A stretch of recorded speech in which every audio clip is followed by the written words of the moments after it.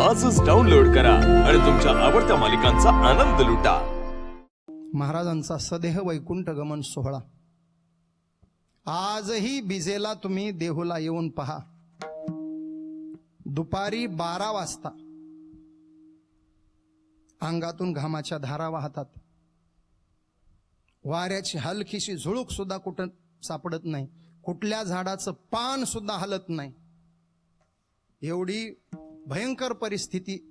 पण तशा परिस्थितीमध्ये बरोबर दुपारी 12 वाजता ज्या नांदुरकीच्या झाडाजवळून तुकोबाराय वैकुंठाला गेले, ते नांदुरकीचं झाड मात्र लक लक लक हलताना दिसतं। याचाच अर्थ प्रतिवर्षी तुकोबासह विठोबा देहूला आल्याशिवाय राहत नाही। माझ्या तुकोबारायांनी जीवनभर त्याची वारी केली।